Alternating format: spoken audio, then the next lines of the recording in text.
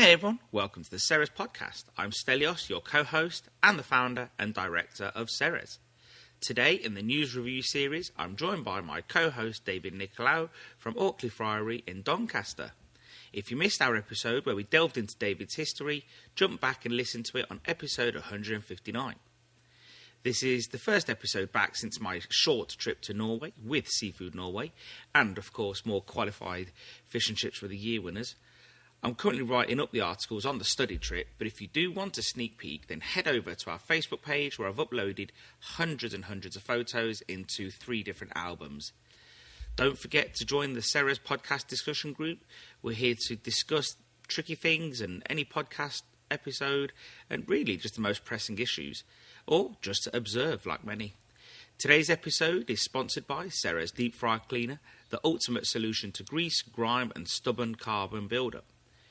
This powerful non-caustic cleaner is designed to keep your fries in tip-top condition, whether it's a tabletop fryer, fish and chip fryer, solo unit, donut fryer, crisping fryer. If it's a fryer, it'll clean it.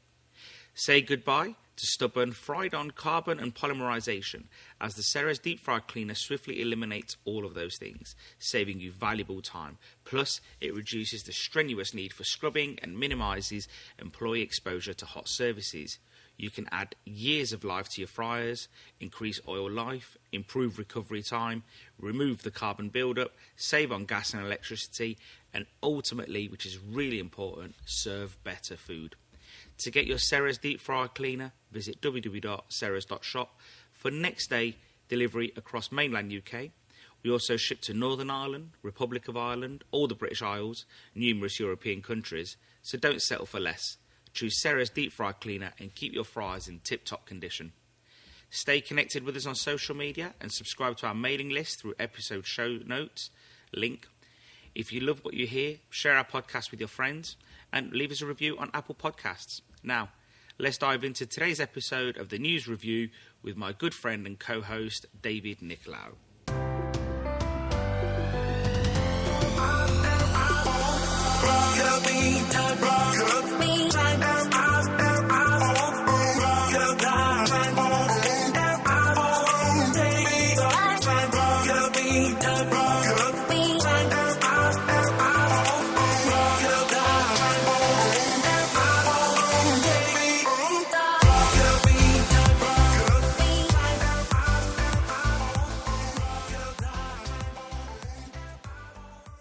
We start. Yes, sir. Go on. You can have all these views been approved by the Intraplef? None, not one. Have our opinions been sanctioned by the high powers? They have not. You can leave that one out. You may start. Morning, David. How are you, mate? Good morning. I'm very well, thank you. In rude health. Excellent. Thank you for joining me on the news review. I've changed the name. Just did it all on my own. Okay, that's good. No one approved it. No consultation. No think tanks. No. I'm a bit of a dictator, aren't I? So did you run it up the flagpole and see if it'd flap? I was up the flagpole, so I just. You are the flagpole. Yeah, I am the flagpole. So, but no, it's there's been a few interesting things in the news, so we thought we'd cover them. One of the things you wanted to touch on before we got into our main topics is your good friend Jennifer Rocha. Jennifer Rocha, yeah. 35-year-old unit from Aldershot who bit that chap's thumb off when he accidentally, and you don't know how he's done it, put it through her helmet into her mouth. So she's pleaded guilty to grievous bodily harm. So following a court appearance, Deliveroo cancelled her account because she was using a substitute rider account. Well, no, she cancelled the other person's account. Yes, so she was a substitute rider. Yeah. So they cancelled the substitute rider's account. So what she's done is got somebody else to let them use their account as a substitute rider. The court put a restraining order on. She couldn't go within, I don't know, like 500 yards or something of his house. And she was delivering pizzas next door. So she's back at it again. Now, she was sentenced on Friday, it was the 9th of May, but she turned up 90 minutes late, so it was adjourned. Well, she had to do deliveries. Well, yeah, I'm saying she had got a few more deliveries in before she turned it to court. Yeah, so that's probably it. So it begs the question, David. Yes. What do you have to do think, to get sacked from Deliveroo? I mean, a phalange, it's all right. A limb, probably that's the, I think I've figured out that the two ways to get sacked from Deliveroo is A, to be a serial killer. Yeah. Yeah, because that is not a good look. Yeah. And B is to let somebody else who bites someone else's thumb use your app. That's right. That's right. Yeah. There are the two ways you're going to get the sack. They really have doubled down on not giving a shit. Yeah. So, but apparently they've tightened up their external systems to check the identities of substitute riders, or probably just didn't bother and just thought, well, it's only a thumb. It's only a thumb. It's not like it's a gentleman's sausage or anything like that. It's just a thumb. Yeah, I'd like to genuinely know though how that guy got his thumb in there. I'm not blaming the victim. I'm not, but things must have got a bit ropey. Very, very fog bound. Yeah, it's like I don't know. It's just the excuse was I don't know how it happened, but my thumb found its way into her mouth. Do you think you went to punch her? I think so. I missed. Oh, well, but then how does it get in? Well, I don't know. I mean, have you ever tried to eat a sandwich with a crash helmet on? I've never wore one. It's not easy. I've done it once. I mean, we did a track day driving, and I was starving, and I thought I'm going to eat these. Why didn't you take your helmet off? Oh, I couldn't be bothered. It would mess my hair up. Yeah, that's a good point. But yeah, interesting. It'd be interesting to see if anything pops up again in the next few weeks. But I didn't want to go do a whole topic on that. But it is a little update. It's nice to revisit the old news and just get updates, isn't it? Yeah. So the next one, or at least the first one, let's say. So it's an article about a company called Cheon, and it's about sales suppression. And just to give you a quick summary, Cheon Limited contested HMRC's VAT and corporation tax assessment, arguing that HMRC overestimated their underreporting. The tribunal found flaws in HMRC's methodology, but upheld most assessments, emphasising deliberate underreporting. Adjustments reduce VAT owed, but penalties remain substantial, highlighting the importance of cooperation in tax investigations. David, why did you choose this one, mate? Well, is this an example of somebody with so much moxie that they got caught with a hand in the till and then had to try and argue it down? They said, well, I stole quite a bit, but not as much as you said I stole. Or is it just a tremendous lack of self-awareness? The fact that he thought that, well, hold on, I've got caught, but, this is not fair because I didn't steal that much. I mean, so this is going back to 2016. The HMRC did 6 visits between April and May, and then they came back in July 2017 for another one.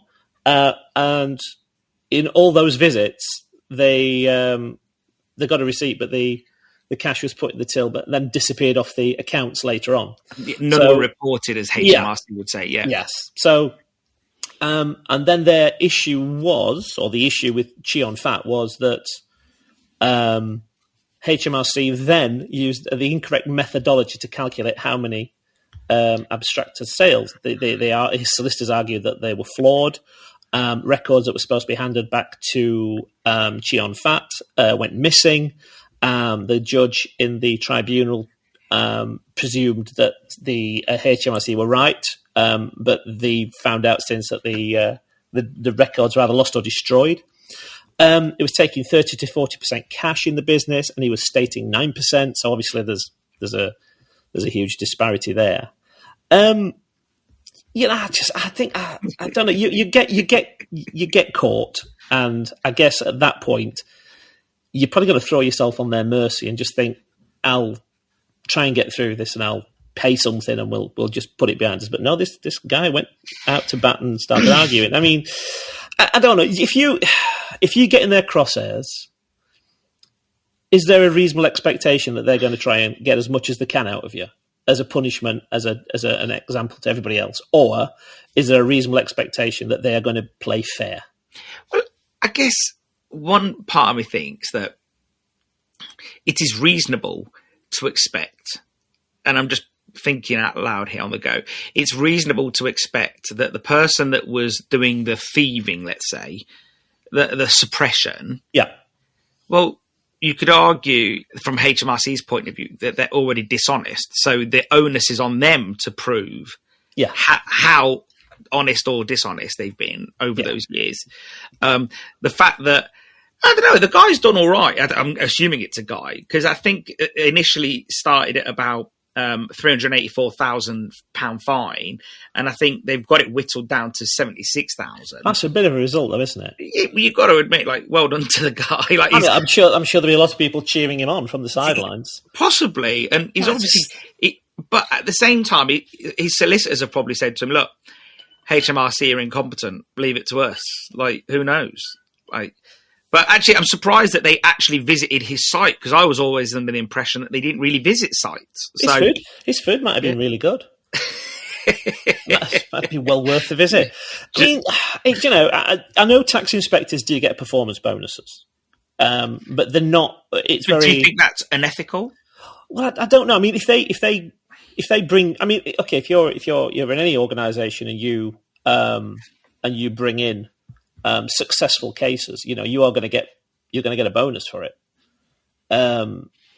So it's not. I mean, it's not as equal. It's not as simple as we'll give you 2% of everything you claw back, because that's just going to incentivize over estimating tax bills, and then they're just going to get bogged down with appeal. So it is. Well, it's pointless. But there's no. They are motivated to succeed.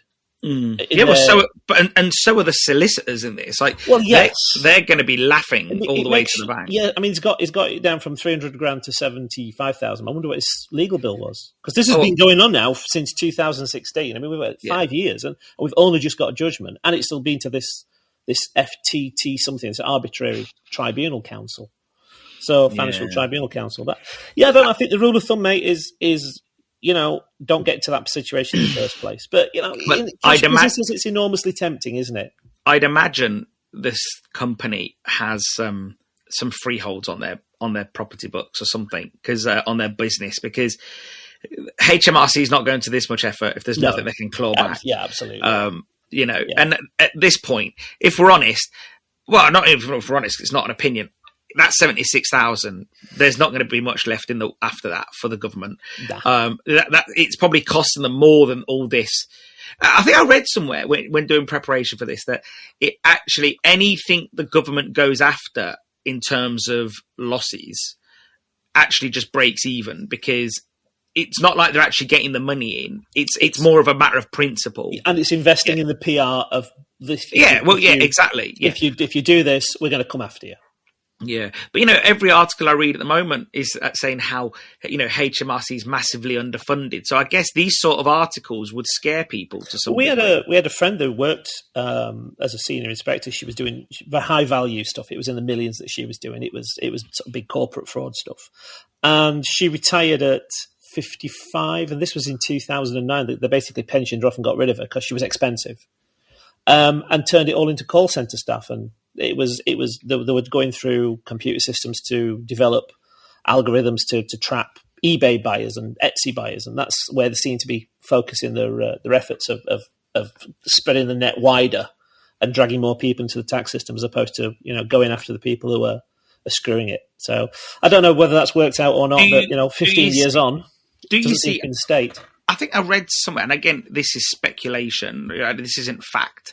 I read somewhere that, and I need to find it because I was hoping to write an article on it, but apparently EPOS systems in France are actually linked to their version of HMRC. So I would imagine it's making tax digital throughout the whole process. Well, there were talk about doing that here, that your systems had to be linked live. Or do a sequence at the end of the night to synchronise everything up to HMRC? Do you see an issue with that as a business owner? Because from my business point of view, we use Xero. We're a wholesale business, and I think they've pretty much, from our end, they can probably see everything on our end. I think what they can't see is the bit from the shop owner to us. Yeah. So do you see a problem with having a seamless? Well, I don't, but it's not going to solve the problem because they're just going to go no sale, aren't they? Or it's not. You're going to keep the till open. They're not going to stop it. They're not going to stop it. What they are going to stop is, I guess. Well, they're not even going to stop that. I mean, you can. I went to Costco the other day, and there's a bank of sum up machines on the side for about 25, 30 quid a pop. And it's go and buy 5 or 6 of those and send it to a bank account somewhere. You can get numbered bank accounts if you so. But do you not need to when you set up like one of these credit card machines? Yeah. Does it not need to be linked to something? Yeah, you got $5,000. Oh, okay then. You got a limit, and then you've got to register your you've got to do KYC when it hits 5,000, I think. So they just bin it and buy another one. So you're very knowledgeable in the computer world, like you know your way around a computer. Yeah, I'm competent. Competent, okay. Do you think that there is a way to have a system where the HMRC or whoever's HMRC is, whether it's the French one, where they can literally see everything? Yes, easily. Because the EPOS, they just make it law that the EPOS systems have to be connected to and every night they'll sequence the data up to. It's not going to be real time. It's just, because it's like if the internet goes down, what happens then? Yeah. So we talked about with previous things, it's not difficult. Just sequence everything up. At the end of the night, it goes up to a central server, and then it just puts a summary in, and that's what you're doing. I mean, it's easy, but you have to take out all the old tills. I mean, we're due to sort of invest some serious kit into decent EPOS because ours is an old ICR touch system from about 2015, and it's starting to creak. And I'd love to have all the whistles and bells and all the accounting stuff, but to be honest, at this moment in time, I don't want to spend the money. I went to. It's interesting because it's about a year before COVID, I went to. I was like the takeaway show in London or something, and we're walking around, and there was a till company there, and I think I'm not 100%, but they definitely made tills for McDonald's, and they had the software was either Oracle, and I think the box itself was Panasonic. I'm not sure, and so I'm chatting to this guy, and. He goes, we've got 24-hour updates to the cloud, and if you lose internet, he goes, this was like what? So 2018, and he's like, we've got we've got like a 3G card, so if the internet goes down, it kicks in and still sends everything up to the cloud, and if you don't have that, it would just the minute you get back on the internet, it sends everything up. And I said, that's really good. He goes, what industry are you in? And I said, fish and chip industry. And he goes, you would not be interested in this. I was like, I don't have chip shops. I said, I supply fish and chip shops. He goes, if we ever get inquiries from fish and chip shops, we end the call. I says, why? He goes, because when I tell them that you've got 24-hour updates, a cloud that's holding everything, a secondary hard drive, he goes, their question is, how can I switch it off?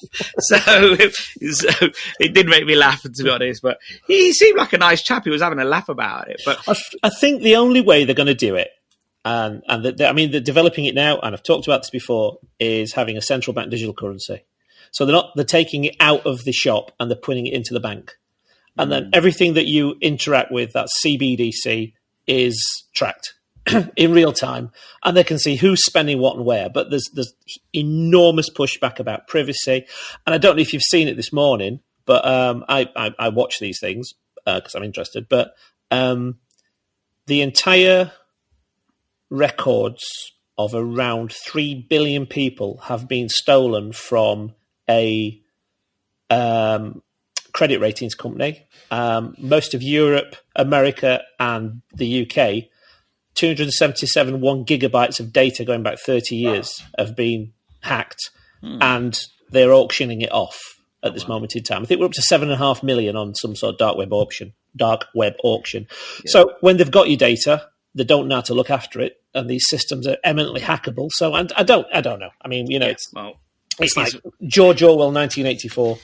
Yeah, it is. But the fact is, going back to the original point, the fact is this guy has got away with this sort of money loss, and the government is going to try to do whatever they can to make it easier for this sort of thing to be caught. Yeah. And whether it's privacy or not, they're going to use every excuse in the book. And it's understandable, though, because at the same time, as a taxpayer, when I drive, for whatever reason, we may disagree on the reasons, but when you drive down a road that's full of potholes and they say to you, we haven't got the money, and then you see this sort of loss, you sort of think to yourself, and I know they're not directly linkable, but the fact is, I think it's an easy argument for the government to fight, which is the argument for government is that's your money that's being stolen. I mean, that it's your money that's being stolen when they're trying to get it in, but when they're spending it willy-nilly, it's not your money. Yeah, but that's not another argument. Yeah, that is a completely different argument. That's not the point of this argument. Yeah. The argument is that government will say they will hang, in my opinion, anyone out to dry. If this was you at Auckley Friary and you suppress sales of, let's say, 15%, they are going to be ruthless in hanging you out to dry. Absolutely. And they're going to say, we have NHS bills to pay. They're going to use all the things that tug at the heartstrings of the public. Yeah. And of course, we know that money is mismanaged within the government. We know that. But they're not going to say that. They're not going to say, well, David does it just like we do. They're going to say, he's been suppressing, and here's the proof, and there is proof. Oh, he's been a little cocky, like Cheon fat too. Yeah, like, you know. So, yeah, I just think from a taxpayer's point of view, and we're all taxpayers, actually. You know, the difference is with this is that you're also, as a shop owner, we're all businesses are also tax collectors. Sure. So unpaid at that. Yeah. I just think it's not worth it. I don't think. And what are you going to do when you get cash? You can't spend it anywhere. You can eat it. You can enjoy it. You can buy a handbag or something. It has to be consumed. It can't be invested or saved. So, you know, this day and age, it's kind of useless. Yeah. I knew a friend of mine a few years ago was really annoyed. This was again before COVID, because he was hoping that he's got a different business, but he was hoping that he could use some of his cash to buy Bitcoin, but then he couldn't, because he couldn't get it from paper to digital. You used to be able to. Yeah. Used to have Bitcoin ATMs that were popping up all over the place, you could just pop in. Most of the drug launderers in the shires used to enjoy those for a brief time. I think you should accept Bitcoin. I'd pay you one Bitcoin for a portion of fish and chips. Sounds fair. 70,000. Come on then. I'll take that. I'll take the lease. Yeah. So number 3. We're on number 3 already. Or was it number 2 next? This is number 2. Well, technically number 3 though on my side, because let's call it number 3. Yeah. So one of us are going to be thrown off now. So opinion. So this is about will cultured meat outpace plant-based alternatives? The summary is, this article discusses the potential for cultured meat to surpass plant-based alternatives in the market. Whilst plant-based products like Beyond Meat initially garnered enthusiasm, they face declining sales due to high prices and consumer skepticism about ultra-processed foods. Ain't that a new popular word? UPF, ultra-processed foods. We'll talk about that, no doubt, in the future, because I'm probably writing an article on that. Yeah. Cultured meat derived from animal cells promises a real meat experience without slaughter, attracting significant investment. However, traditional, less processed meats with transparent production practices are also seeing renewed consumer interest. So they should, in my opinion. David, why do we like this article? It's kind of bordering on sci-fi, I guess, which I'm a big fan. I've always wanted to be, if you remember Star Trek, The Next Generation, they used to walk up to that little hole in the wall and say, I know, beef stroganoff. And they used to appear. And I thought, oh, God, wouldn't that be so cool? Just assembled out of thin air. And nothing's thin air, is it? It's not.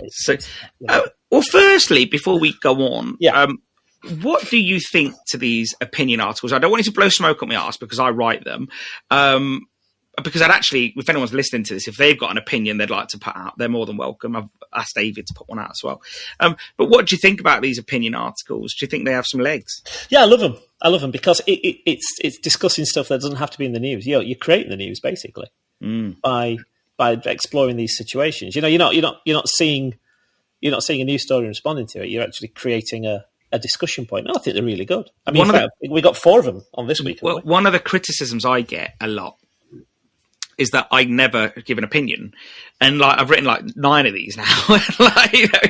And I still get criticised for not giving an opinion. So, but yeah, they're open ended. They're there to sort of engender debate, and they are opinions. Then it's not a fact. So, So let's right. So we know that veganism's on the wane. Plant-based diets are having massive issues. I mean, it's loaded with soy. It's considered to be an ultra-processed food. Soy causes hormone interference. They're high in estrogen. I mean, it's giving men boobies. Yeah, well, because it is estrogenetic. Yeah. So, So, the rise of the soy boy, I think that was an insult thrown at these people that had a high soy diet. A lot of it's genetically modified, and most of the soy GMO. Yeah, well, most soy is either from, I think, China and America, and so try to avoid it. I mean, I was watching a video where there was a farmer who basically said, we have to annihilate every living thing in the field with pesticides so we can grow soy. Oh, okay. We have to kill every insect. So, that pesticide, we know that it ends up transferring into the food. People got, I think forever chemicals, aren't we? We're now talking about that go in and don't come out. So, I mean, Beyond Meat was obviously the biggest one, was it? It's lost 96% of its share price. Impossible Burger's got issues with its fake blood, the leg hemoglobin. Uses a genetically engineered yeast. How can you have? Are they using real hemoglobin or fake? No, it's genetically engineered yeast that looks like it's bleeding. So it's soy based. Okay. And the allegation has been no history or knowledge of human dietary exposure to this chemical. But it's a Bill Gates product, so it's going to be. It's going to be. I'm not surprised. It's probably causing problems.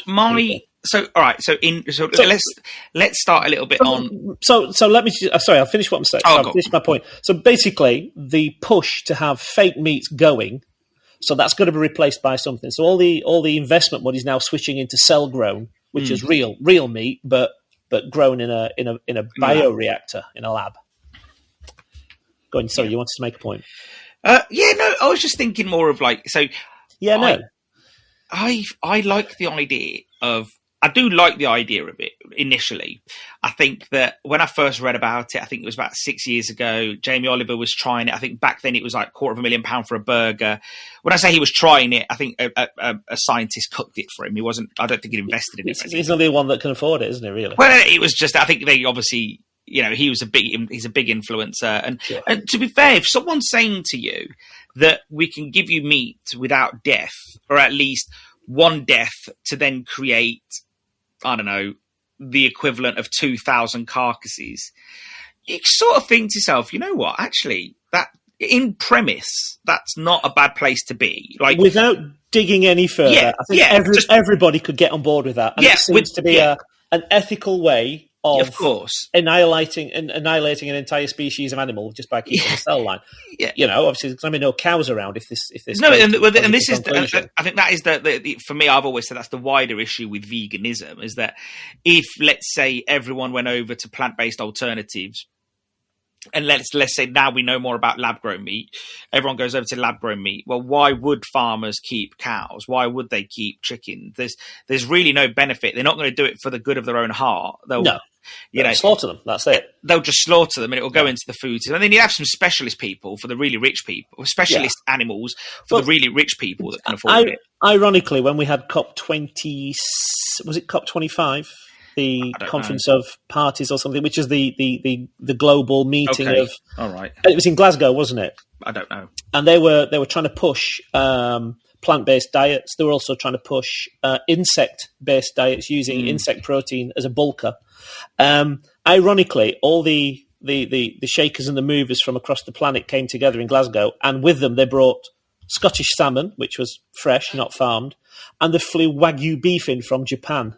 And that was their dinner. They weren't eating plant-based anything. They were having the best of the best while promoting everybody else not to. So yeah, you're right. It'll just be so ultra specialist that only they will be able to afford it. And just walking down the supermarket aisle, just, without looking in the newspapers, just walking down the supermarket aisle, you can see that vegan food is having a bad time because you just see it with all the yellow stickers on it. It's constant. Have you ever seen yellow stickers? Yes, I don't go shopping. I'll let the wife do it. Yeah, but you just see these yellow stickers reduced from, I stay at home and evolve. All right. So, but it is interesting that, those products, people have moved away from them, and we've been in inflationary periods, and obviously those products have gone up higher. The people that make those products probably thought their consumers would take it, and they haven't, because in actual fact, if you are a vegan, you can eat non-processed food. You can eat. Sure. You can eat raw, and eat fresh. You can eat raw. You can eat like 60% of the other things in the supermarket, which are 90% cheaper. I pulled up one morning I think it was last year. We were going down to Isle of Ely, and I pulled up to get a Starbucks coffee, and we went to the shop, and it was like there was a bacon. I thought, I'm going to have a bacon sandwich, and obviously there was the vegan bacon, and it was like 450 calories for a sandwich, whereas the bacon sandwich was like 296. I'm thinking, how, it's supposed to be better for you. An alternative, not better for you, but it's an alternative. But it's the ultra processed and more calories. I don't know. It's not for me. I've never even tried it, to be honest. No, it's not something I'm up against. That I'm up for, to be honest. And again, don't knock those that want it. They're allowed choice. No, absolutely, that's what we're about. But for me, this lab cultured meat thingy, you've got to use loads of synthetic chemicals to make it, and I think, until that gets better, that's going to be a bit of an issue.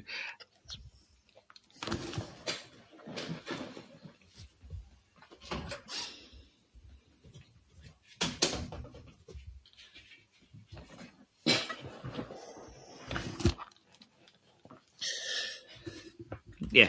So for me, I don't know. I just think that the more you mess around with food, the worse it gets. Well, and, do you know how it's made?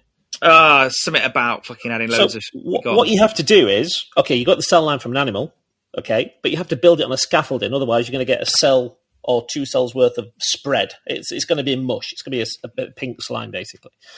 So they build it on a scaffolding so the cells can actually grow up the scaffolding. But you are eating that scaffolding too. So there's obviously a huge amount. So it's not really a steak that you're going to be eating. It's a hybridized steak and scaffolding. And your friends from Ajinomoto, the MSG fame, are making the scaffolding. So, there's interesting things with this, because they can engineer higher levels of omega-3 into the salmon, and they can put vitamins in. But we've talked about this before. I'm going to very briefly touch on it because it's way out there. In 1923, a German scientist discovered that there was a thing called a biophoton, and he said it was the most important scientific discovery no one's ever heard of. And we've got now 40 groups worldwide working on it. So the basic premise is that a biophoton, when you eat food, as it's being broken down into your gut and your body and your stomach, it's actually emitting light. So these tiny little bits of energy are coming out and pinging into your DNA and actually creating nutrition. So not only getting chemical nutrition, you're getting light energy nutrition as well. And obviously if you don't get sunlight, you're going to have all sorts of issues, rickets, vitamin D deficiency. So the thing that now that we are getting to a point where that the biophotons that you ingest are equal as important as the nutrition that you get. So there's a chain of nutrition. So obviously sunlight hits the plant, the tree, the grass, the cow eats the grass, the biophotons energize the cow, the meat that the cow has biophotons. We eat the meat and we get energy from it. I don't understand the process entirely, but that's it. I mean, but if you have a free range chicken that's been outside, it had 100% more biophotons than barn-raised chicken that's never been outside. Processed food contains absolutely no biophotons. It kills them. But so how we get these photons into this meat is anybody's guess. So say you do replace the meat with cultured meat in 20 years' time, are people going to start dying because there's no... No, I think nobody cares. I think, unfortunately, the people that... Well, they're going to start caring when they die. No, but the people that care won't eat it. Simple. Like, they won't buy that product. I agree. I entirely agree with you. And the people that don't care, which is probably the majority, will be eating UPFs, ultra-processed foods, and that's where it's going to end up. Well, because they already are eating food with absolutely no energetic component. And look what's happening to them. They're enormous, they're ill, diabetes, Stop cancers. Talking about me, all right? I'm sorry. But no, I think for me, counselling? like, probably. But I think one of the things you'll see is that the first place they're going to go for is bulk. It's going to be the mince, because you won't need the scaffolding, and it'll be just a bulk filler. Yeah. And it makes sense, because if someone can, if some Thai or Brazilian factory can buy chicken in quotes, which it just makes sense for them, doesn't it? Why grow it and process it when actually grow a chicken? I mean, why when you can actually just get at a cost, when you can buy a ton of, I don't want to say, but whatever, let's just say white protein. Let's just keep it there. Yeah. So I can see it's got a marketplace, because people are eating UPF stuff anyway. So this is going to be UPF, isn't it? Let's be fair. In 2012, I found it earlier. 2012, a guy in China emailed me, and he was pretty persistent. He introduced himself, and he wanted me to be an agent for. He must have found me. I think he said he found me on LinkedIn, and he wanted us to, because he wanted us to be an agent for vegan fish, and I just couldn't get my head around it. I was just like, so there's no fish in it? And he's like, yeah, it's vegan. And I was like, but why? And he goes, it's going to be a really big thing soon. And he wasn't quite accurate, because it didn't come that soon. But so what was it made of? I guess, thinking back, it would have been soy, because it was probably quite close to tofu, to be honest. I think, looking at the photos at the time, but I don't know. As someone who just likes to eat the meat or the protein that it is, I'm not knocking anybody. Miria's got friends that are Indian and they don't eat meat, and they do like. One of the girls, her husband, he's never eaten meat, so he doesn't know what meat tastes like, whereas she used to eat meat, and now she's vegan. So she does like some of these mock foods, because it reminds her of what it was like to eat meat. So I don't want to make a mockery of people that eat these foods, because to some people it's really valuable. And it is a treat if you're a vegan. However, eating anything all the time probably isn't going to be good for you. Just like hot dogs probably aren't good for you all the time. They're a decent treat, but it's not a quality food product, is it? It isn't. Like you told me about the best hot dog you've ever had in the. See, already now you're thinking about it. Now you see about this hot dog. We went to New York in '91. Me and my brother, and we did the New York tour. We stopped outside Yankee Stadium I think it's in the Bronx, isn't it? And there was a little Jewish guy who had a hot dog stand. And it was don't ask what's ever in the hot dogs, because you don't want to know, do you? But it was the best hot dog I've ever had. I don't know what he did with it. I don't know what he put in it. I can still taste it. It's weird. You just go back to and then you see these sad little things in IKEA and just think, ugh. Yeah, but you know what? I think if we didn't have the odd filthy food, we wouldn't enjoy life. Oh, life would be so disappointing. I mean, as I say, it's I fancy trekking across Greece and eating organ meat. Mate, we're doing that. We are doing that. I'm telling you now. We've started something there. I can't stop thinking about it. I mean, I've pretty much gone organic from what we're surrounded by farms. We've got a big organic farmer down the road. The meat's grass grown out here, so we've decided that we're going to eat less sort of meat, but the meat we're going to eat is good stuff. And I'm enjoying that. It's just it's not cheap by any means, but yeah, I don't know. I just thought you can't beat real food. You'll never get rid of real food. No, I agree. It's so but again, it's what becomes real food, and obviously, I'll be writing an article soon about UPFs, and I think the problem is when people start categorizing things as UPFs. Like flour is a processed food. It's probably a UPF, to be honest, ultra processed food, because you can't literally walk into a field of grain and eat it. It needs processing. So the words ultra processing doesn't actually mean bad. So, for example, because it is process means process. It's the process that it went through. I would imagine meat to some degree has undergone a process because you had to kill it and then eat it. So I feel like it all depends who starts calling it's a matter of definitions at the end of the exactly. Yeah. So, but let's move on from this one. One thing, talking about ultra processed food, actually, You said you don't want to know what's in hot dogs. No, I don't want to know. Don't spoil. No, I won't spoil it. But I saw a video of how they make crab sticks. Oh, I've seen that. And I will still eat a crab stick though. Miria will not even touch them. She will not touch them. I think they're an absolute marvel. And I tell you why. Because how do you go from having that grey block of whatever fish it was to that glorious textured stick? I know. This slop of grey liquid. Was grey liquid. It was grey liquid. Yeah. So titanium dioxide, probably. I have no idea. And that's another story. So moving on, Squire. Moving on. So opinion article again. Why fewer menu items mean more customer satisfaction? This article explores the psychological impact of offering fewer menu items in restaurants or takeaways. It argues that a simpler menu can lead to higher customer satisfaction by reducing decision fatigue and paralysis by analysis. David, come on. That's why you chose this article, because I use those big words. I love the paralysis by analysis. That's well, great, it is. There is an argument that says that, if you give people too much choice, they just don't know what to do. And absolutely. It's a paradox of choice. And absolutely. I like the decision fatigue. I do like that because I've had that. I mean, I go into, very rarely, it's usually if I'm traveling around and there's no other options. Yeah. I'll go and have Subway. Okay. And it's kind of the least, I disagree with that, but go on.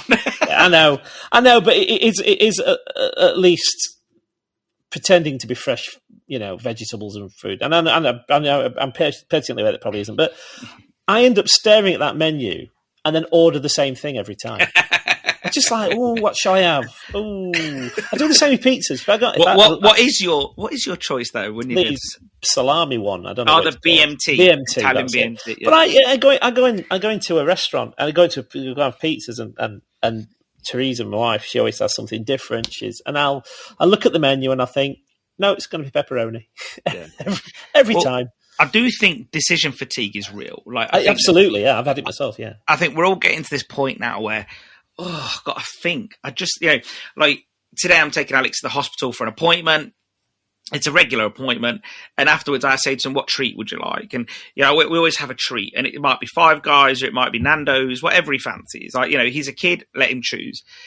But there's something appealing about just going to Five Guys where they just do burgers and fries. Yeah.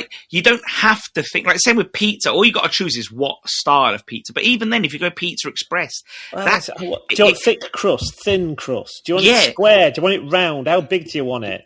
Do you want the signature range? I went to this really small pizza place in Bournemouth years ago. It could have probably been 2015. I don't know if it's still there. And I think it was called DiMario. And I went in, and there was probably 6 tables, if that. And they had 4 different pizzas. And I'm sure you could make additions if you wanted to, but I didn't. And it was great. They brought it out of that oven. It was piping hot. It was amazing. And I think as a consumer now, post-inflation, or just gone through inflation or still through inflation, when you're spending 20 quid, 30 quid, 40 quid, do you want something that's meh, okay? Or do you want to eat it and say, I really enjoyed that product because it was made by a specialist? So can you get that for 20 quid these days? Everything I go and eat for 20 quid seems to be meh. No, I'm just giving you an example. Yeah, I'm just giving you an example. If you're spending X pounds, regardless of what the figure is, are you happy with it being mediocre? No. I rally about this all the time, and in fact, lots of times we just end up cooking at home because I can't be bothered. I can't be bothered spending the money on something that is decisively average, to be honest. We're quite similar, so we don't get loads of takeaways. Well, we went to a show in London, and I went with a mutual friend of ours, but I'm not going to say who it was. Oh, okay. And we went to an Italian restaurant. It was a Sicilian restaurant near. What's that market in North London? Portobello Road. Okay. And they had the menu, and it was Sicilian pizzas. And I don't know if you know about the fact that you do know that Hawaiian pizza is not from Stop it! You're lying. No, I'm not lying. And the gentleman that was with us said, have you got any pineapple? And I thought we were going to get kicked out.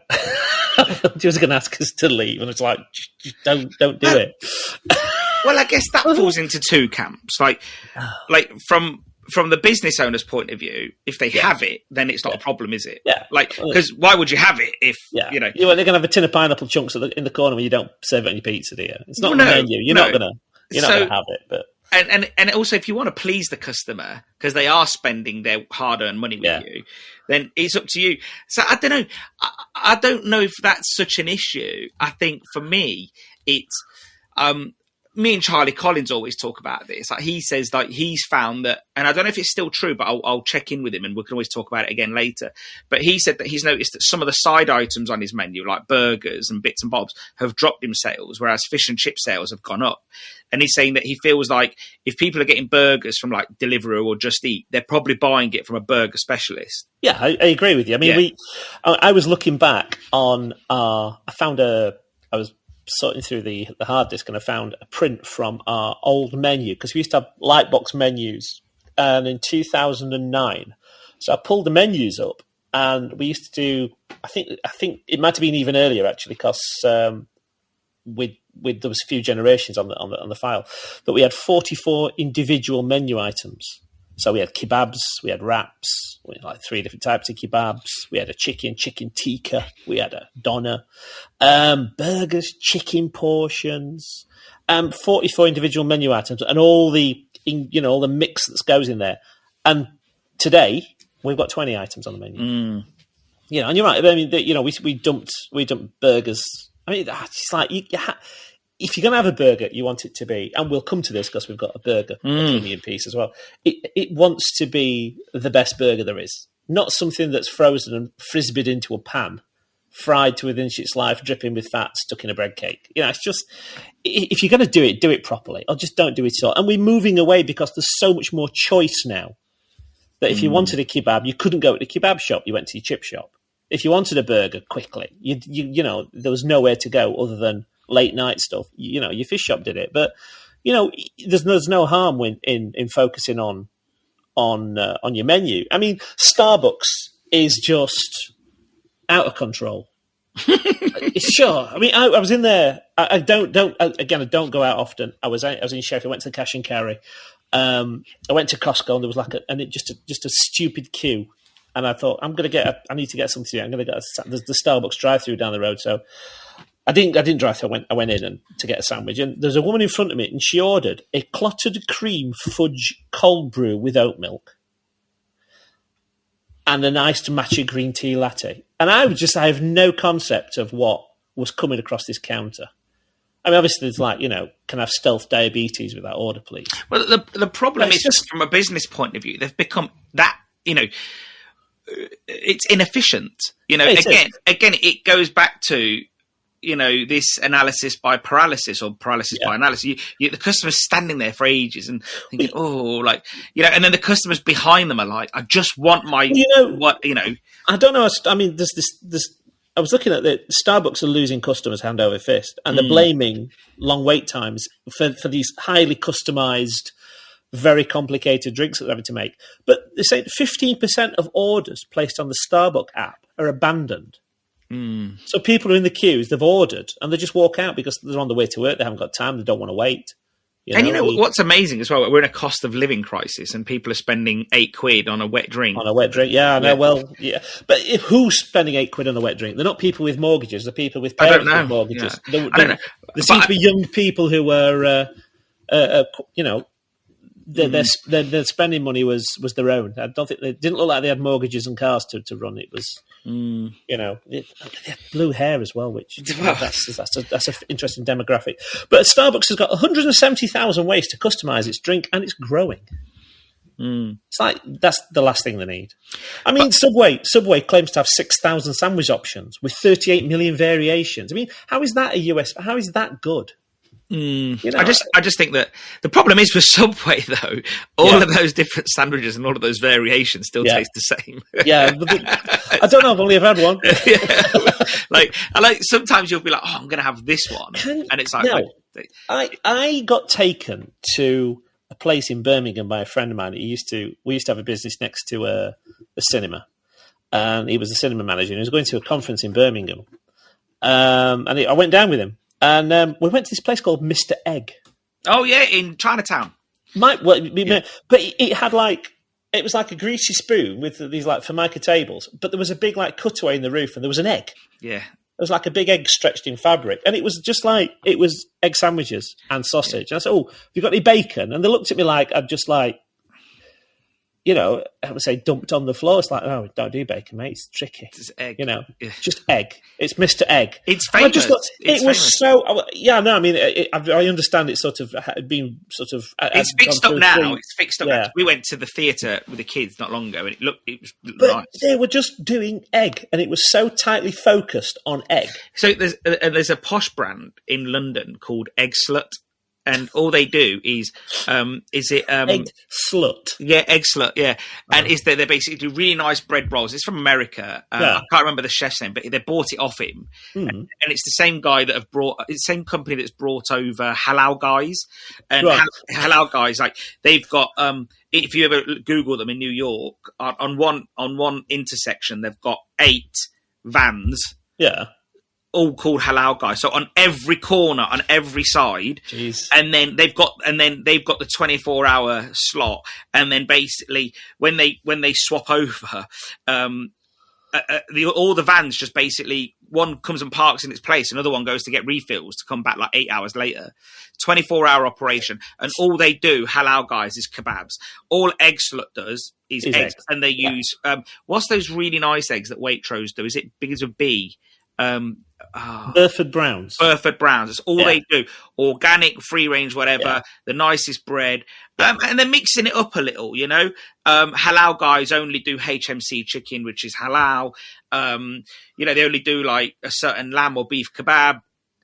And I guess again they are hyper focused on what works for them. And if you do this, I mean, going back to what we found by stripping out your menu, and we don't carry as much stock. You haven't got that stuff in the back of the fridge, that half box of burgers for a year waiting to be sold. I mean, your prep time in the morning is a hell of a lot less. Yeah. We took kebabs off. We don't have to do salads. We stripped the chicken curry out now. There's not a 2-hour prep for chicken curry every morning. That's got to a point where it stopped selling anyway. Your staff training's a damn sight easier, especially for your chefs. There's less waste. It's quicker to serve people. I mean, we had that ha-ha moment when we took the kebabs off when we had a member of staff that left us in the lurch in the middle of a Christmas market or the night before a Christmas market. And we took the kebabs off and just said, fish and chips only. And we smashed it out the door. We took 30% more just by being more efficient. You can't be all things to all people. You've got to focus. I think when you try be everything to everybody, you start becoming nothing.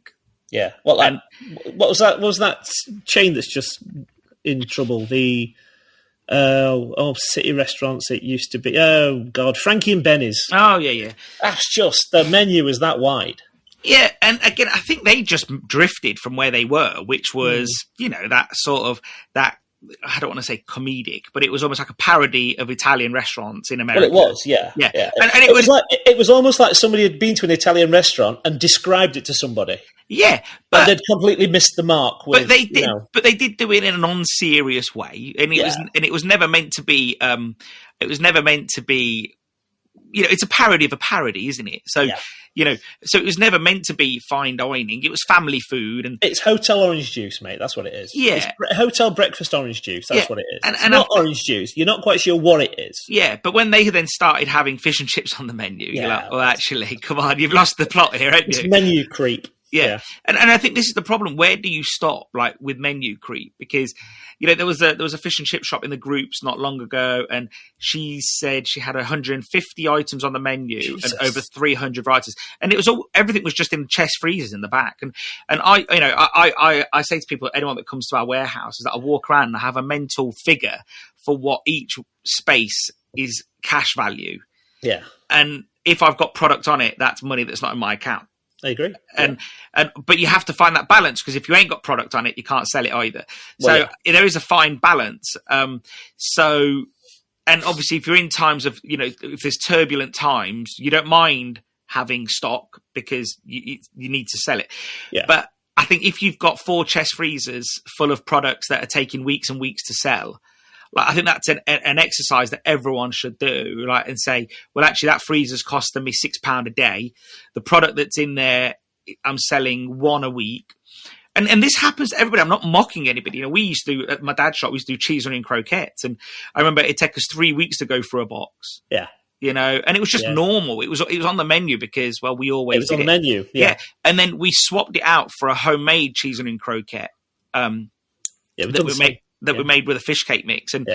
And we sold like the same value in a week. Yeah. So we tripled our sales, essentially. We found exactly the same. We've done a homemade one using your mix.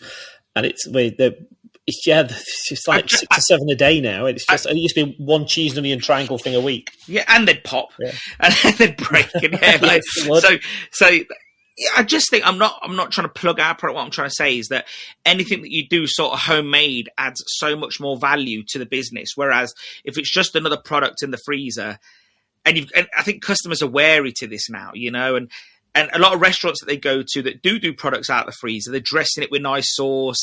It's in a nice bun. Whereas we probably don't have access to, fish and chip shops probably don't have access to all that. So I think for me, it's try not to be a jack of all trades. Try to be a master of one, I'd rather have a deep menu of quality than a wide menu of choice, to be honest. Yeah, I agree with that. So, moving on to the next one, Unraveling the Dine-and-Dash dilemma in UK restaurants. I don't actually think it's a UK problem. We just wrote about it in the UK because we're big in America, as everything is, like that, just like the people. We probably copied them. This article discusses an increasing issue of Dine-and-Dash in UK restaurants where customers leave without paying. It examines the reasons behind this behaviour and potential solutions for restaurant owners. Again, this is another article written by moi. What did you think, David? Well, do you know what? Did you choose this or did I choose this? I think you chose. Did you choose this? I think you chose this. But ironically, the pub up the road had one the other day, and it was on Facebook. 3 people walked in, ordered at lunchtime. Looked like a pickup sort of truck. Ordered fillet steaks. That wouldn't have been at all a red flag to anybody. And then tequila slammers on the counter and pints of beer. I mean, they drove off as well, which is even more impressive, and left a £250 bill. So it's not. It seems to be everywhere. But there's that couple from Port Talbot. I mean, that was balls. Did you see how they did it? Well, didn't they do? Are these the couple that would say that the kids ran out and they ran after the kids or something? No, other way around. They said that they had loads of declined cards and they knew it was going to get declined. So when they got the card, they said, "Oh, it's been declined. Let me go and get the other one from the van or the car. I'll leave my son here as collateral."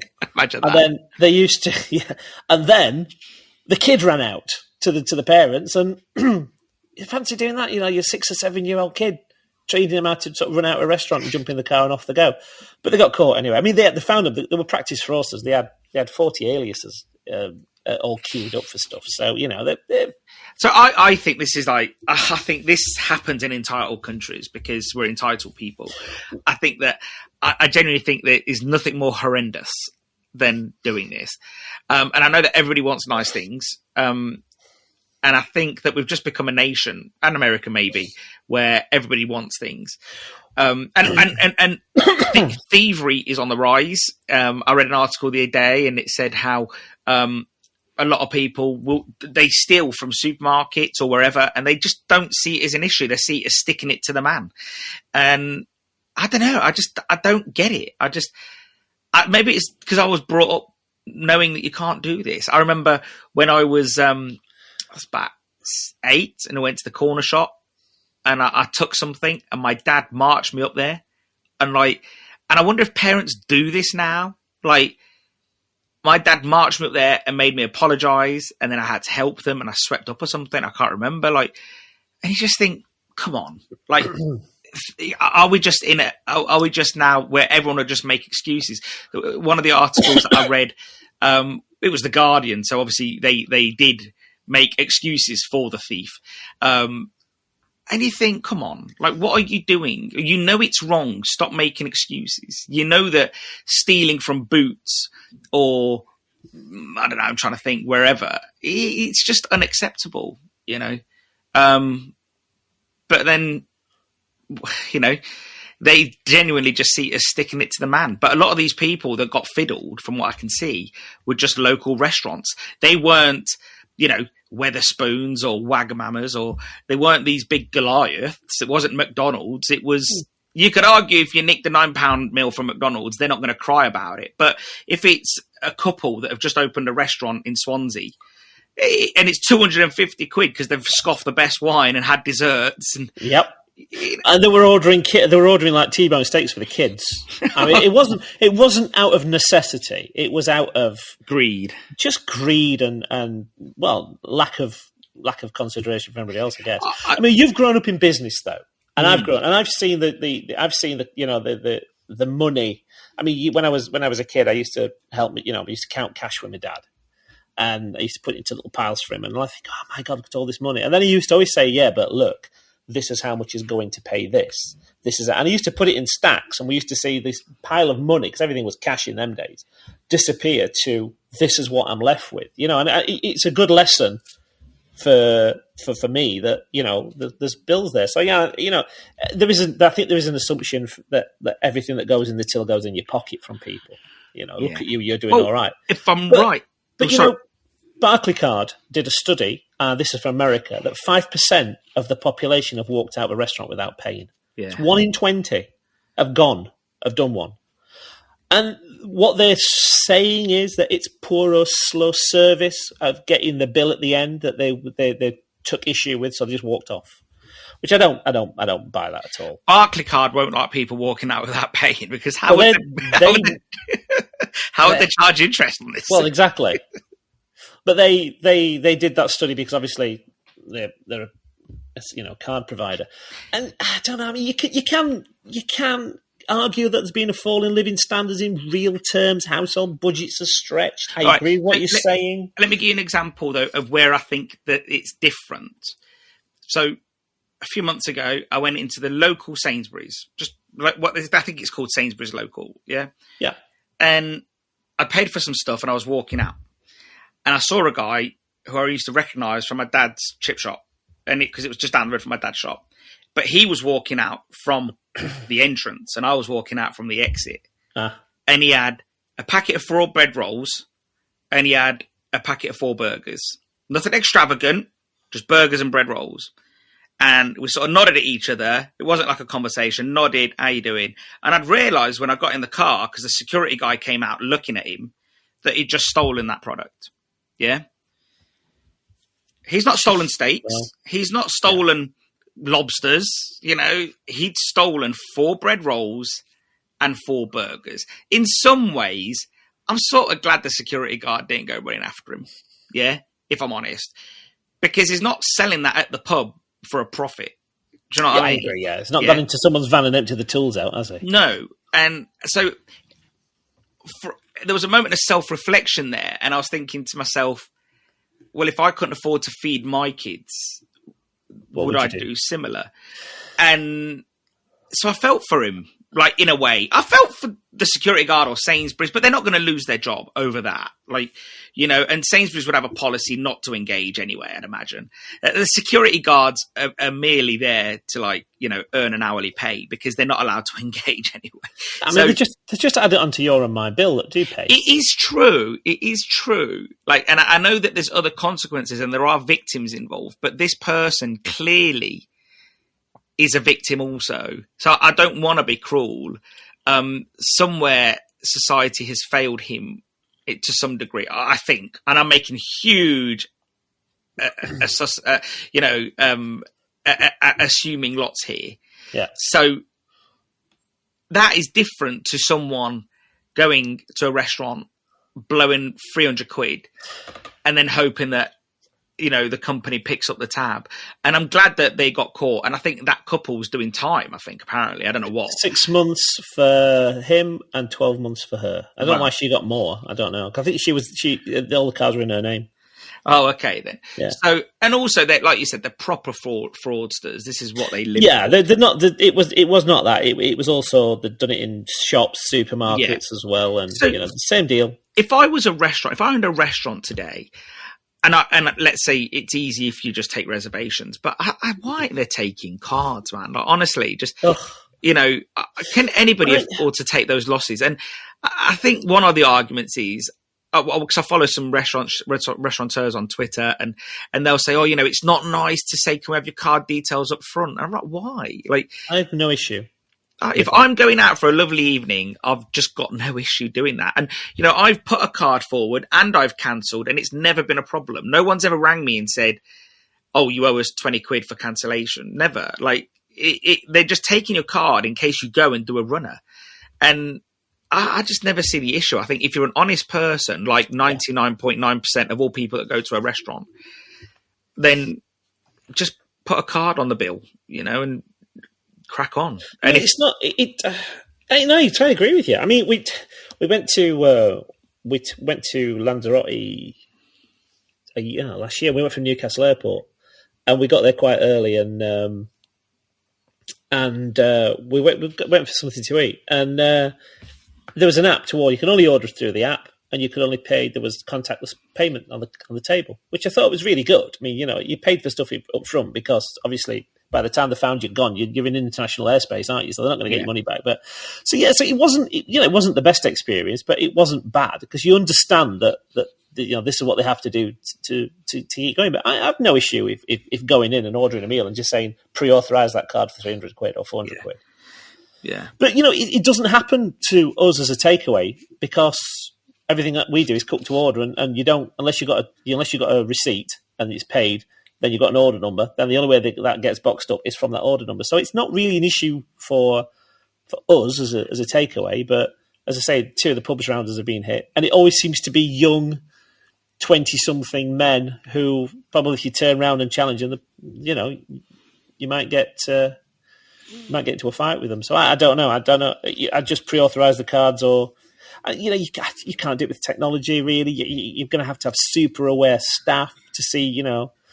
I think for me, the only way to do it is to just take a card up front, pre-authorize it to make sure that it works. Yeah. Because obviously anyone can give you a card. Of course they can, yeah. And, you put, what is it, like the 0.0, so like a penny or something. Or whatever. Yeah, it's like a quid or a penny in it. And I don't know, I just think it's the most logical way. And I do understand what restaurateurs are saying, but at the same time, if you want this to go away, you do this. And it's the only way to get rid of it, in my opinion. Agreed. I can't see any other way around it. If they've got a card that works, then if they've got a card that works and it's not theirs, the fraud's on them. You still got paid. The fraud's on them. So yeah. But yeah, it's not often we agree, is it? And no, we always agree. We just like to have a bit of fun, don't we? But no, I just think the whole thing's not acceptable. I think if you're really struggling, you don't go to a flash restaurant, which tells you everything you need to know. Yeah, if you're skint, don't eat out. Cut your cloth accordingly. Learn to cook at home. Well, again, and that I guess what that guy was doing. I hope anyway. I'm giving him the benefit of the doubt. Yeah. So, but the next article is again another opinion one. This is our last one. Burger boom or bust. The reason why I wrote this essentially is because I like a burger, but I've just been noticing that the marketplace is getting really saturated. So the premise of this is we analyse the current trend in burger industry, weighing the factors contributing to its popularity and challenges. It looks like there's market saturation, but it just seems to be just going all the time. It never seems to stop. And I think it's bigger than the Golden Arches. I think every man and his dog is doing burgers. What do you think, David? It's like the rise and rise, isn't it? It's just, we went to, there's a cafe in Sheffield called the Hidden Gem Cafe. And they've got a really tight menu, and they used to have, big, thick burgers. They were like sort of juicy burgers, quarter pounders, and everything's gone smash burgers as well now. Yeah, it all just seems to be everything's a smash burger. I don't know. I'm torn between the two. To be honest, I like a nice thick, juicy one that's slightly, pink in the middle, I guess. Then the thin, multi-layered things. I don't know where you are. Round or square? Have we tried Wendy's yet? I haven't yet. I want to. So I'd love to go, actually. We should go together. Yeah, we'll go see our friends up north who are doing them. And well, they're in Sheffield, so we can... Yeah, exactly, not too far away. Yeah. So, but you've got pubs that have always done burgers and doing lots of them. You've then got Wendy's, Five Guys, Honest Burger, Smash Burger, GBK. Yeah. Where does it... and this is just... That's a fraction. I mean, one of the best burgers I've had in London is called Bleecker Burger, and it is awesome. And you think to yourself, how much can a burger differentiate? And yet they are so different, but the same at the same time. And the end is now when Gordon Ramsay gets involved. But I don't think it's the end. I just think it's going to carry on. I genuinely don't see this bubble bursting. I mean, are they? They were saying just going back to Wendy's. We had Wendy's in America. They were awesome. So I'd love to see what... I've heard that, yeah. See if it's come across the Atlantic, see what the... we had a road trip in 2005, which it was only 3 inches on the map, but America's quite a big country. When we got into it, we realised that 3 inches was about 700 miles, which is not really... it's not really good. So we thought it was like a 4-hour drive, and it wasn't. It was a day and a half. It's like going from John O'Groats to Edinburgh. Yeah. It was ridiculous. Absolutely ridiculous. And it's the motel we stayed, we put the chair in front of the door. It was one of those places. It's nice. Something out of Terminator. 17% rise in transaction volume for burgers, 12% increase in customer spending. So, has steak sandwiches disappeared from every menu now? They don't seem to be there anymore. I saw one the other day. The whole protein has gone up now to a point. I saw it the other day at my local pub. I just think people don't want a steak sandwich; they want a burger. Yeah. Because it's not steak, is it? It's and it's not only that, but whenever you have a steak sandwich that's cooked in a pub, it tends to be like boot leather. Probably. You've never had a great one. Whereas you're really hard to screw a burger up because it's already pre-digested, isn't it? Because it's mince. Yeah, I guess, but not much chewing involved. Yeah, possibly. I had a burger the other day. I went out with I had a burger. I was with James Ritchie. Yeah, James Ritchie came up, went to the local pub, had a burger. It was decent. It was genuinely decent. Yeah. And it's hard to get it wrong, though, isn't it? You say that, but I've had some terrible burgers, mate. I remember having burgers in Cyprus in 1993, and that was like eating leather. That down to Cyprus are never great with beef, are they? No, that's true. They're better. Supreme, But I don't know. I mean, can I ask another question? Which as I was doing my research yesterday, I sent you a message saying I've been looking at burgers all night now, and I'm getting really hungry. It was about 10:30, and it was really upsetting me. But I'm going to have to go. I didn't go and get a burger. I went to bed. But what is this? What are Kaufman fries? Oh, it's Pierre Kaufman, the chef. I've heard of him because what was his restaurant? Was that Kaufman's? La Tante Claire, yeah. And Then that was Gordon Ramsay's, I think, Hospital Road before. Yes. So what is Gordon Ramsay Hospital Road was La Tante Claire, I think. Right, Fred will tell me because he used to be a chef, so he'll tell me if I'm right. He will listen to this. But I think that's right. So Pierre Kaufman, I think, if I'm right, there's a guy on the groups called Matt Thorey, on the fish and chip groups. He is his brother-in-law, and they do the potatoes for him. Oh, right, okay. Yeah, so he's married into a very big... I don't think he married into in that traditional sense. He's just married someone who's really big in potatoes. So... and also, he's retired and he knows about quality. And I think they are good potatoes. They're just potatoes that are just have a very tight specification. Right, okay. So I didn't know because it just seems to be all over everybody's menu. Yeah, it's Pierre Kaufman fries. Yeah, and I think I can see why because it's a tight grade potato. And it's potatoes that are selected for that use, so frying, chipping and frying. Okay, I don't know if it was like because I didn't know if it was a frozen product. I think they do both. They do potatoes and they do frozen product as well. Well, Gordon Ramsay's a big fan because he's got on street burgers in his pizza menus. Yeah, well, Gordon Ramsay's he's probably very close friends with them, I guess, to some degree. But again, that's not to say that's why he uses them. I think they are a mark of quality. Because they are so tightly graded. But I think for me, what I sort of see as the successes of the burger industry is similar to what we were talking about, keeping your menu small earlier. Yeah. It's tight.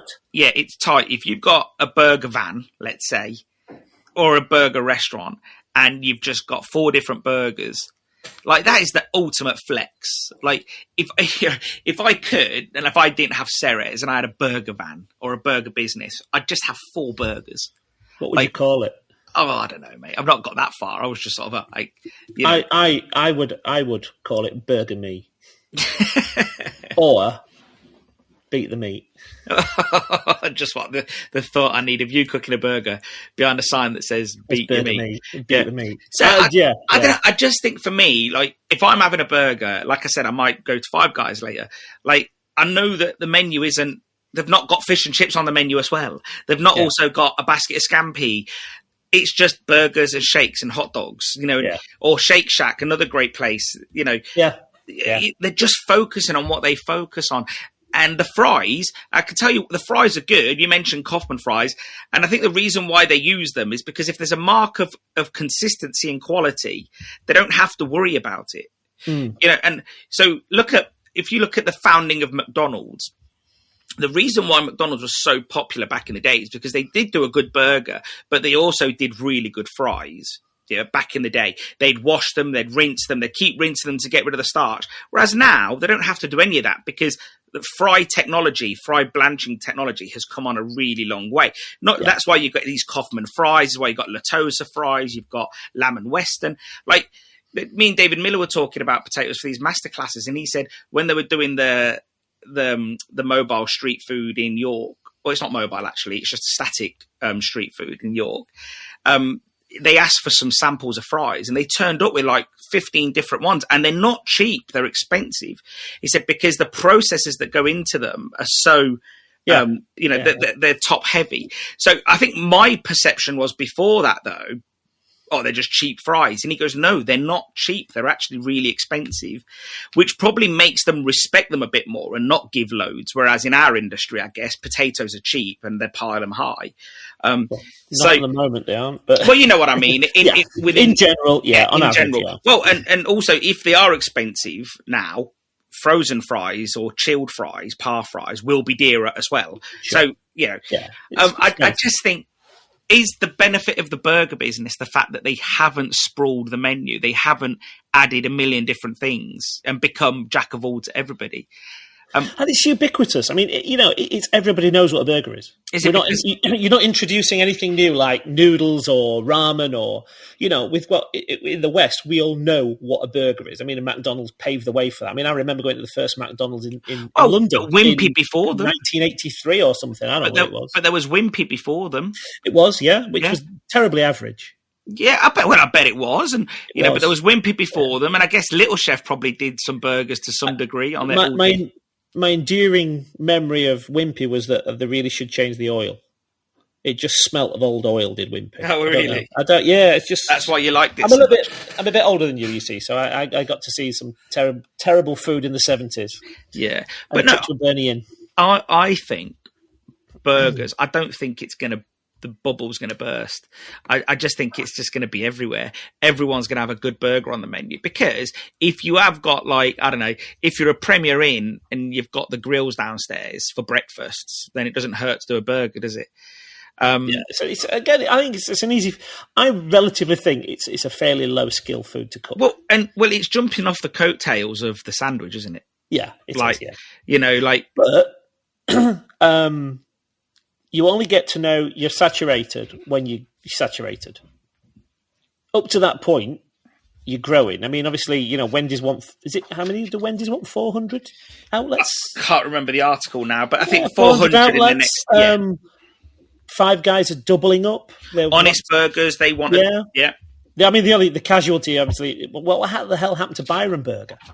Well, I think they just grew. They just grew too much, and they expanded their menu too much, and they become very management heavy, and they took a lot of very big sites, very expensive sites, let's say. So, yeah, I don't think that was because the burger business, the burger industry had got saturated. I think it's just because they had a tough time as a business, is my opinion. If you've ever been to New York, did you go to New York? No, never been, sir. Never been to New York. We went same road trip 2005, and we'd heard that White Castles were really good burgers. So we drove from Connecticut down into, I can't remember what it was. It was just the bit you get to, is it New Jersey? That's next to Connecticut. And we found a White Castle's, and everyone was, you've got to go and have a White Castle's burger. It was the most average experience I've ever had in my life. So it's like, it's everything's kind of relative. It was 20 years ago, so I don't know. Things may have come on since then. I suspect that I'm right, but I'm sort of but I only think I'm on the slight right side. I don't think I'm running away with this, but I just think that the burger is going to become ubiquitous, and I think that we're going to see it everywhere like we do. But like anything, there's going to be good ones and bad ones. So if this growth goes unchecked, that 80% of every menu will be a burger in the next 10 years. I reckon that. Well, you already see burgers on chip shop menus. You see them on all pub menus. Yeah, they are. Yeah. You see them at like the Frankie and Benny's. Nando's do a burger of sorts. So yeah, I think that. Saying that, we had the rather random idea of a few years ago. Sort of refitting the shop and putting a new range in and putting a grill on it so we could do burgers. Yeah. And I just thought, it really doesn't excite me if we'd probably be the most average burger in the middle of cooking fish and chips, trying to flip burgers. It's just think, no, it's not. It's not gonna sing. I think those grills were everywhere, weren't they? They were trying to push those grills into shops. Yeah, but I think we should look at the burger industry and take what's good from it. And what you don't see from the burger industry is the fact that they're selling healthy burgers and it's good for you. I think they just sell it because it is filthy food. It's unashamedly what it is.